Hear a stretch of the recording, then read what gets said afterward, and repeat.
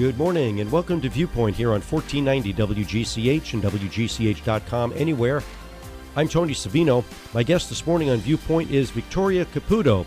She's written a book called Trust Me, Through the Eyes of a Survivor, and she focuses on various types of mental illness from the perspective of a survivor. And Victoria joins me now, and we're going to talk about the book and Victoria's story. Good morning, Victoria. Welcome. Good morning. Thank you for having me. All right. Did you go to Greenwich High School? I did. Greenwich High School, just graduated Sacred Heart University in 2017.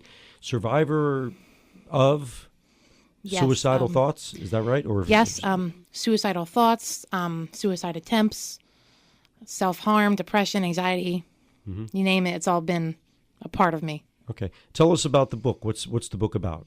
So the book focuses on my story, living with a variety of mental illnesses, and my lowest points and how I overcame them with the help of friends, family, a lot of self-discovery and a lot of in-depth thoughts of my own that really I needed to change the way I was thinking and how I did it and how I overcame such difficult obstacles. Okay. And have you been suffering from mental illness your whole life?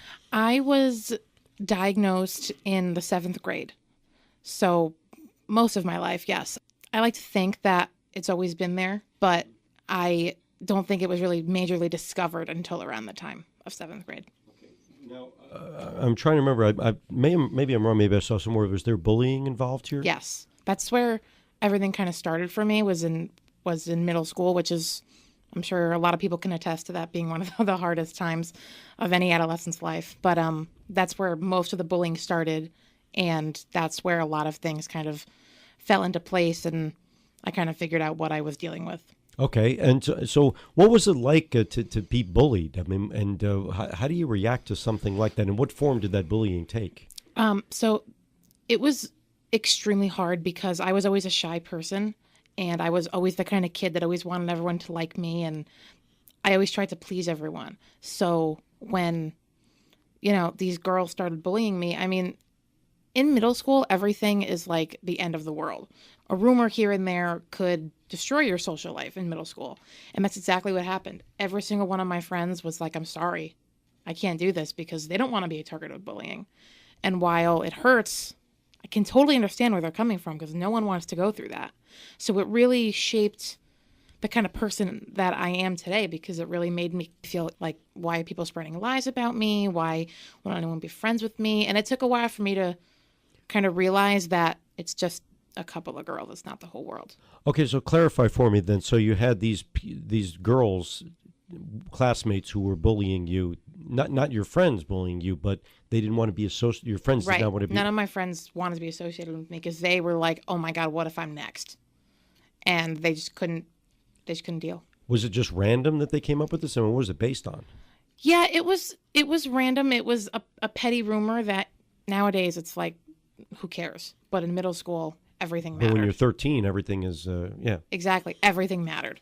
So I'd like to say it was kind of random. I honestly am not really sure, but there was like gossip and things, but that's normal. So I never really took that as bullying. I just took that as that's life. Mm-hmm. So then I guess I wasn't totally surprised when I found out all this was happening, but I mean, it's part of growing up, unfortunately. Right. And so was this at a time, had you been diagnosed with mental illness at this point, or this kind of spurred not. It, or what? This kind of spurred it. I wasn't diagnosed before. I was very reluctant about going to therapy and getting diagnosed and all that kind of stuff. So it took me a while to get there. So when the bullying started, I was not diagnosed. Mm-hmm. I didn't even actually realize that there was a major issue. I just thought I was a middle schooler dealing with life. Right. This was face-to-face bullying, cyberbullying at all on social media, anything like that? It was mostly face-to-face. I kind of realized that something was going on when people stopped talking to me. I didn't know about, the rumor and what was going around or whatever until I begged my friend, can you just tell me what's going on? Because they were all just ignoring me, and I would, I needed to know what was happening. Mm-hmm. There was a little bit of cyberbullying. It wasn't major. I really tried to avoid all that. I mean, it's so easy to cyberbully, unfortunately. And I know there was a Facebook group, like, you know, a stupid one that was about me and hating me and, you know, but again, I did not let myself like even look at it. It just wouldn't have been any help to me. We're speaking with Victoria Caputo, a Greenwich resident, has written a book called Trust Me Through the Eyes of a Survivor, a suicide survivor. I'm Tony Savino. This is Viewpoint here on 1490 WGCH, WGCH.com, anywhere. Why did they do this? I mean, why'd they start with you? Were these the so-called popular girls in school, or just mean people that were dying? You know, what happened? Yeah, they were popular girls, and actually, I was on a basketball team with them for a little bit, and everything seemed fine. And I wish I could tell you why. To this day, I don't know why. You don't know why. What about your friends that kind of abandoned you? Are you friends with them? Are you friends with them anymore? I mean, now that you're how old? 22 now? 23. 23. So a little older. And any perspective? I mean, do you talk to them at all about it? I don't talk to them. I have seen them on Greenwich Avenue or whenever, and it's not anything that's like, oh, I'm going to go up to them and talk to them, but it's civil. If they were to come up and talk to me, that would be fine. But I don't see the need for that at the moment. Mm-hmm. Maybe someday. Have anyone apologized to you at all? No. They probably feel guilty about it, I'm guessing, right? I would assume. Yeah. Well, so I guess it's one of these things we find out at our 40-year reunion, but it's more serious than that. Now, this led to a suicide attempt by you? Yeah. The suicide attempt didn't occur until my senior year of high school. Okay. So there was a lot in between. Okay. So tell us about that then. Yeah. So high school, you know, is rough for most people. Either you love it or you hate it. It was difficult for me because, again, I think that the bullying shaped me into the shy person who had a hard time trusting people. And, you know, I put up a guard most of the time. So a lot of it could have been myself making it hard. I'm not exactly sure, but I was scared. It was lonely. I mean, I did have friends, but no friends that like I could, or I felt like I could at the time, really talk to and say, this is what's going on. Mm-hmm. So you kind of internalized it, kept it to yourself. Yes. Okay. I was a little nervous to talk about it because I didn't know how people were going to react. And I figured that it's better that I keep it to myself. So that's what I did. Were you taking part in therapy at the time? I was not. You were not. When did that start? That started after the suicide attempt. Oh, okay. So you were dealing with all this by yourself. Yeah. I mean, I've went to a couple of therapy sessions, and I was just, not that I was against it, but I just felt like it didn't work for me because I was not ready to talk about it. Mm-hmm. So it didn't make sense for me to keep doing it, and if it wasn't going to benefit me. It only caused me anxiety at the time, so it didn't seem to make sense. Did you talk to your parents about it? Very little.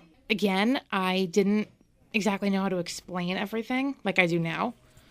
And it was more of a scare factor for me in the sense of like, oh my God, how are they going to react? What's going to happen? How are they going to feel? Because I didn't want to hurt them. I didn't want to hurt anyone. So I was like, I'll just keep it in and hurt myself.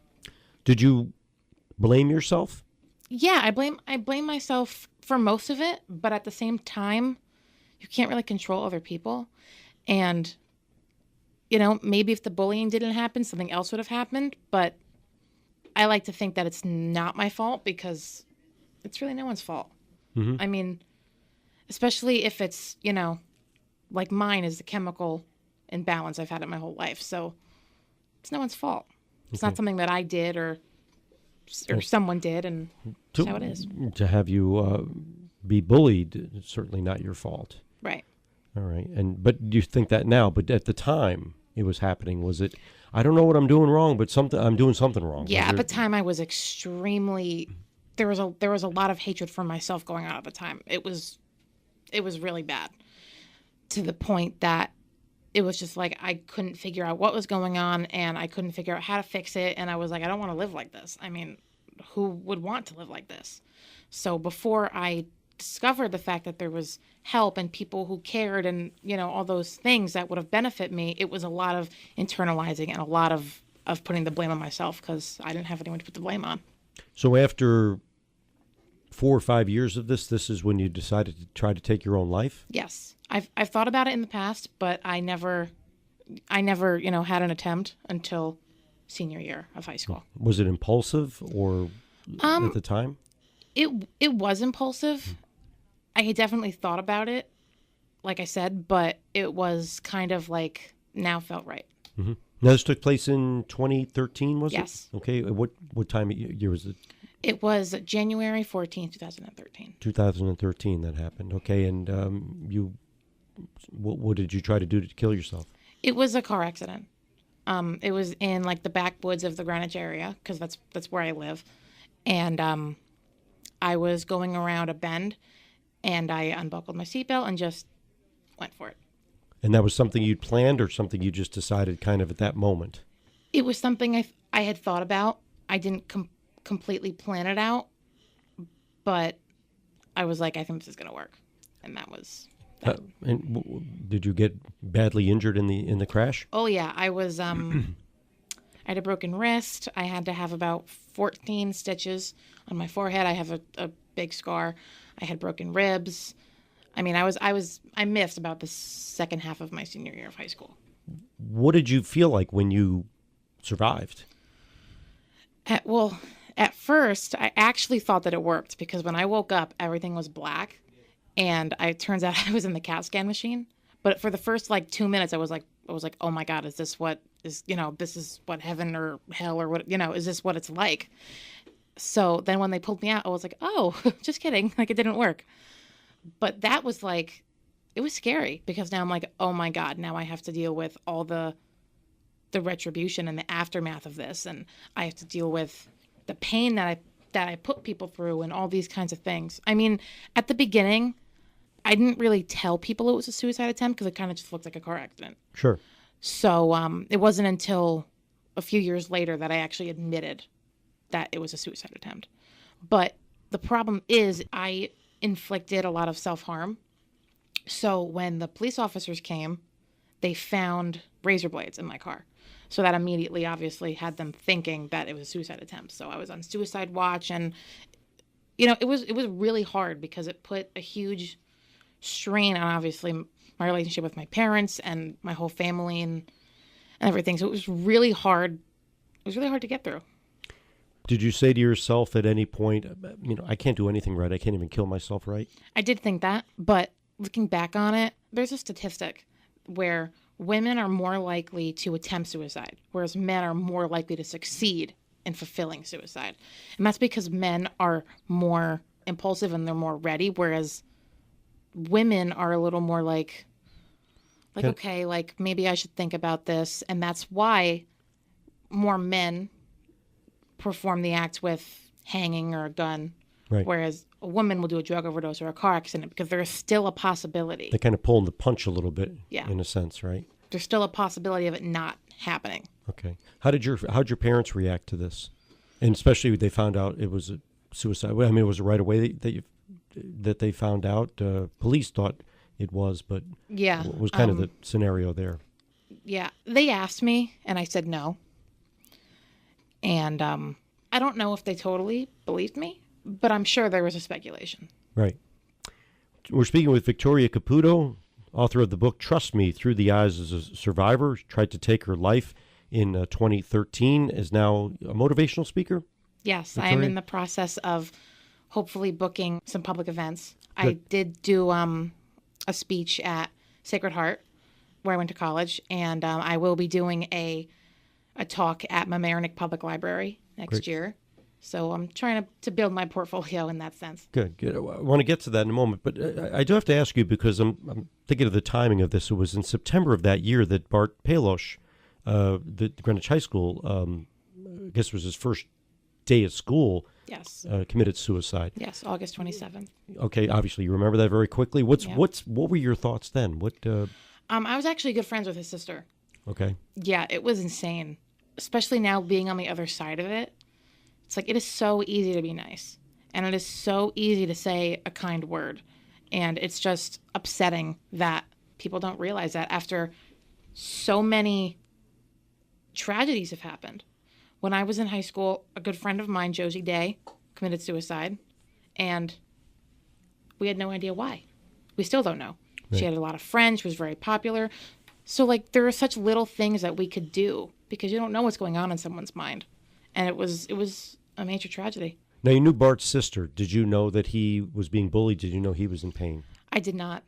Mm-hmm. And did she know? We haven't actually completely talked about it. I think she knew a little bit of it, but I don't think anyone knew it was that degree. Mm-hmm. It was that bad. That had to hit you probably more than others, and I know it hit a lot of people, right? Oh, yeah. I mean, the topic of suicide in general hits me. I mean, even if it's someone I don't know.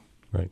Because it's just tragic. And being someone that has been there and gone through that, I now know there is help, and there is so many people out there who love me, and everyone has, or at least I hope, has someone like that. Okay. Now, at the time of that suicide, you were out of high school at that point. You had graduated. Yes. Is that correct? Yes. Okay, so you were, I guess, starting college at that point. Yes. Okay. All right. Let's talk about the book. Does the book tells your story, and it also does it talk about the motivational things that you want to talk about as a motivational speaker? Yeah. So the book focuses on, like I said, me and my recovery, and hopefully helps people who feel like they have no one. Because that's how I felt. I felt at the rock bottom, like I had not one person to talk to. I like to convey the message that even if you don't know me, I'm here for you. And that's the message that I try to portray through my book. And I try to spread to the world, is that there's always someone, and there's always help.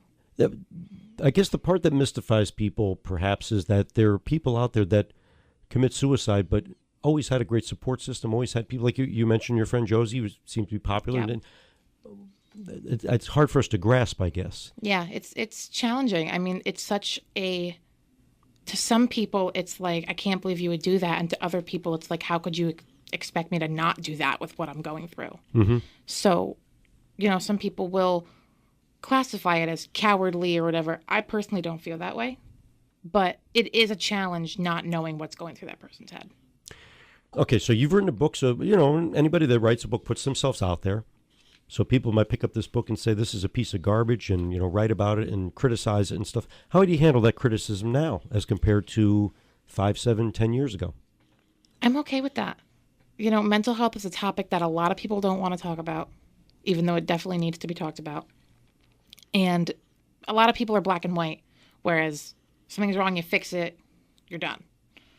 Or, like I said, that suicide is a cowardly act and all these kinds of things. So I'm okay with people having their opinion. That's absolutely fine with me, because I know that in the long run, this book is going to do more help than harm.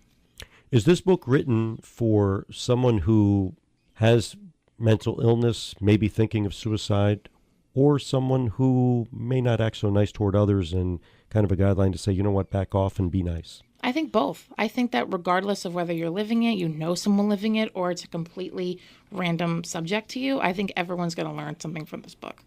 And have you had any of these thoughts since then? Well, there are occasional relapses in thoughts and feelings, and that's normal, because I know that my depression and my anxiety is never going to be 100% cured. I know that, and I've accepted that. But I do know now that I could talk to someone. I have a variety of people that I can go up to and say, oh, I'm having a hard day, or, oh, like I'm feeling these thoughts. And now that we've all been educated, I know that instead of people getting extremely worried or extremely mad, we'll sit down and be like, okay, what's going on? Or why? Or what do you want to do to fix it? Or I know that now. And having that comfort has released so much stress. And knowing that I can sit down and talk to someone about it in a helpful way rather than just a judgmental way is huge. And have you gotten any feedback about your journey and how you're dealing with things and your talk and how it's impacted people? I've had a lot of people tell me, can't wait for my son to read this, or I've have a couple of schools who have copies, and I've gotten a lot of positive feedback, a lot of it being in regards to my strength, because it is a hard thing to tell everyone, and I knew it was going to be hard to put it out there. It was going to be hard on me as well as my parents, and I knew it was going to be a challenge, but I knew it was going to be helpful, so to me it was worth it. Mm-hmm. And the positive feedback has been unbelievable. I haven't had any negative feedback yet, but like I said, I mean, it's fine. I'm actually happy to hear it. I would like to hear it if there is any. But knowing that I'm doing good and knowing that everything I went to has led up to this point and I am helping people, it's extremely rewarding. We're speaking with Victoria Caputo, author of the book Trust Me, Through the Eyes of a Survivor, Suicide Survivor. She's a Greenwich resident and went to Greenwich High School, graduated from Greenwich High. I'm Tony Savino. This is a Viewpoint here on 1490 WGCH, WGCH.com, anywhere. Tell us about the title of the book, Trust Me. What's that mean? So at the end of every chapter, I end it with the words, trust me. And I use that throughout the book as well. Because you could talk to someone who's studied this. That's great. But I lived it. So you can trust me that I know what I'm talking about. Who's been the person or people that have helped you through this the most? In the beginning, I have to say myself, because it really was a struggle. I mean, there are some times that I think about it and I'm like, I can't believe I got from 7th grade to high school without doing something first. But after everything kind of happened, it hands down my mom. My mom has grown so much through all this. Mm-hmm. You were you graduated last year, Sacred Heart 2017, and I graduated as well in 2018 with my master's. Okay, so you got your master's. Yes. I never knew how long it takes a year. Is that, or you did the accelerated program? I don't know. Yes, I did an accelerated program. Okay, good. So your master's is in elementary education. The art of teaching, correct. Okay, so you'd like to become a teacher then? That's actually what I had thought I wanted to do since middle school. But after writing this book and diving into this kind of field, I kind of found where my passion lies, and I want to stay in the writing field and in the mental health field. Okay. Have another book that you have in mind? Or I'm actually in the process of another book. It's going to stay focused on mental health, but it is going to be my first novel, which I'm very excited about. Okay. Because I'm a firm believer that I have been a writer since I was in the 7th grade. That was my outlet. So I've written poetry and nonfiction and, all these different genres that I don't want to keep myself in one area. So, I have the autobiography and the self-help and my first novel. And then someday down the road, I would love to somehow do a children's book that focuses not on the details of mental health, but more on everyone's different and everyone is great. You know what I'm saying? So someday down the line, that would be ideal. Okay, so the novel will be in the mental health genre. Yes. Okay. Have you thought about the mental health facilities or the kind of services that are available? Are they adequate for people struggling, such as yourself? I believe that for the most part they are. There are, of course, some facilities that are not. However, the ones that I have been to and experienced, they've been helpful. I mean, I'm not going to say that they're going to work for everyone because everyone's different. But if it works for you, then it could work wonders for you. Did you have any problems? I mean, did you talk to anybody at the school, a teacher, or anything like that about what you were going through? Actually, yes. There was one teacher in particular that I knew something. And it's kind of the saying, ignorance is bliss. And it's sad, but it's true. And I remember sitting in class, and I remember it was so hot that day, and I had a Band-Aid on my wrist, and I saw my teacher look at it and just shake her head and look away. I was like, oh, huh. But that was as close. I mean, there wasn't any overt attempt on your part to reach out to anybody to say, I'm going through this, I'm being bullied. Or at the time, no, because... But you think they knew? I'm pretty sure some people knew. But it was a challenge for me to come out and say it because I felt like some people knew and didn't care. So it's like, why am I going to even go through all this if it's not going to do anything? Yeah. So I get it. So at the time, that's what I felt. Now, going back, I should have said something to someone because someone would have listened. And I've heard the same thing about domestic abuse and that kind of thing, that don't be a bystander with that thing. I think the YWCA has a program about that, and I guess that's another target audience for your book. Absolutely. For people not. So the name of the book, Trust Me, Through the Eyes of a Survivor. And how is this book available? You could buy it on Amazon. You could buy it online through all major book retailers. And hopefully, as I do more book signings, it'll be available on the shelves. All right, fantastic. My guest has been Victoria Caputo, a suicide survivor, Greenwich High School graduate. Again, the name of the book, Trust Me, Through the Eyes of a Survivor. Victoria, thanks very much. Thanks so much. I'm Tony Savino. Thanks for joining us on Viewpoint here on 1490 WGCH and WGCH.com anywhere.